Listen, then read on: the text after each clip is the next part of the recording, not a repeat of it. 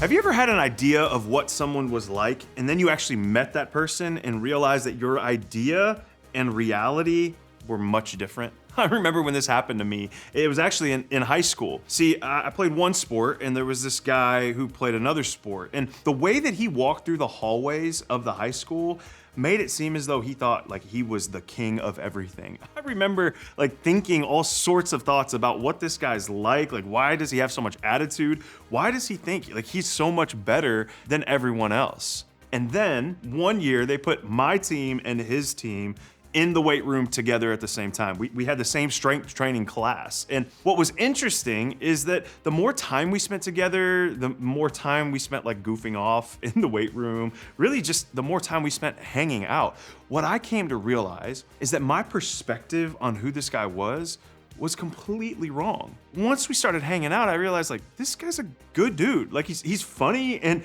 he's actually really kind to everybody else. See, I had this perspective on him from a distance that was nowhere near the reality once we got to know each other. And there's this old idea that says that perspective is the cruelest form of reality. And you and I both know this. Your perspective of someone or something literally determines how you think, feel, or act toward others. The way that you see a person determines how you act toward that person. And all of us at one time or another have held a certain perspective of a certain someone. You treated that certain someone in a certain way based on your perspective, only to later get to know that person better, and that winds up changing your perspective altogether. See, when I was at a distance from this guy, like I didn't have the kindest or even the nicest or best thoughts about what he was really like. It was kind of a cruel form of reality. But once we got to know each other, everything changed. There's something else to consider as it relates to this idea of perspective. Just because you have a perspective doesn't mean that you're seeing things correctly. Have you ever left a movie with a friend and that friend just spent the same 90 minutes or 2 hours or like 3 or 4 hours, right? Because that's how long movies are now. And they spent the same amount of time as you watching the same exact movie,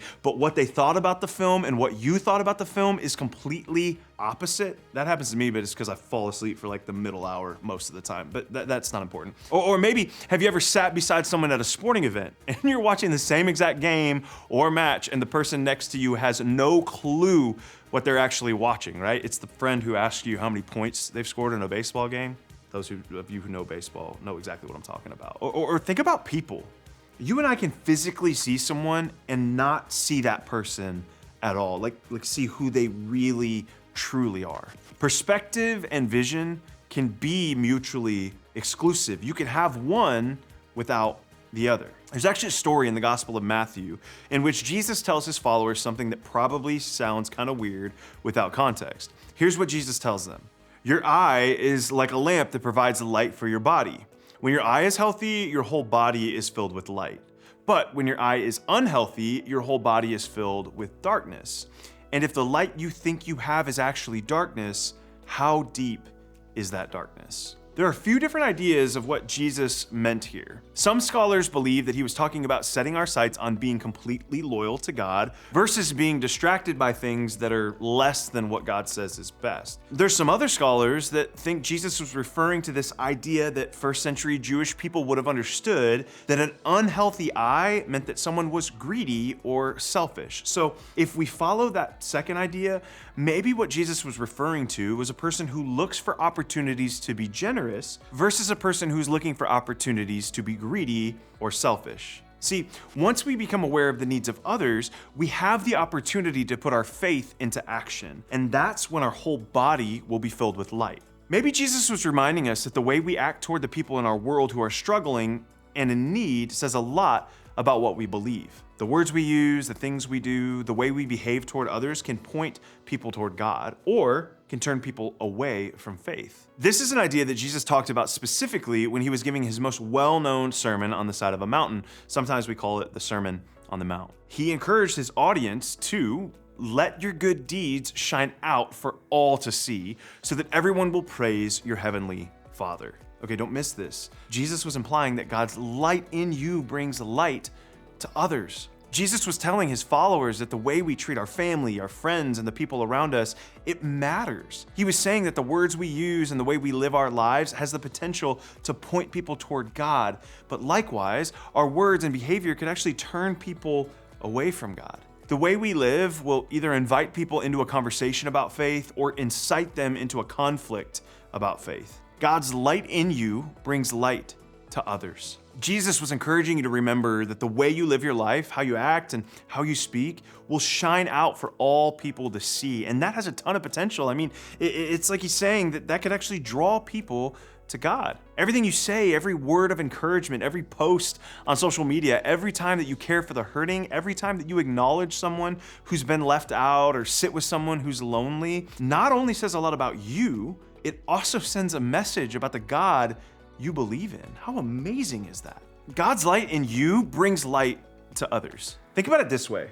When we read Jesus' words about having a healthy eye and being a light, I think the picture that we often have is of a single light shining brightly in a dark world, like a lighthouse shining brightly to guide the way, which is helpful. But what if your life isn't one single light shining the way to God, but was actually a string of smaller lights? What if every word and every act and every decision you make throughout each day built on each other until your life is like a jar full of string lights?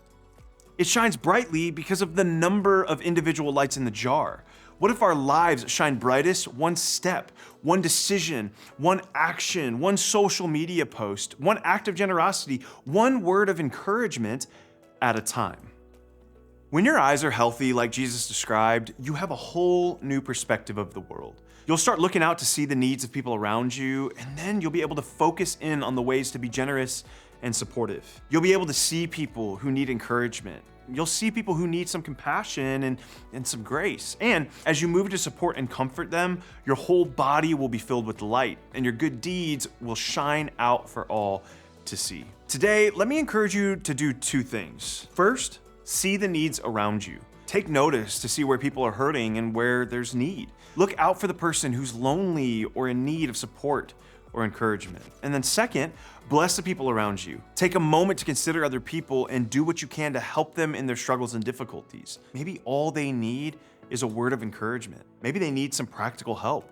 Maybe they need someone just to sit and be with them. You have the chance to shine a light into their world and to show them how Jesus would care for them. In every moment of every day, we have the chance to make decisions that will either put light or darkness out into the world. We can choose to ignore the feelings of others, to step over their situation and overlook their struggles, or we can have healthy eyes that see the pain and injustice in the world and then choose to do something about it. Jesus encourages us to have healthy eyes that see the needs of others and to act and to help and to care for people in ways that bring peace into their lives and that ultimately points them toward God. God's light in you brings light to others. When you go to groups, think about your answer to this question. Is there someone in need around you that you can bring light to?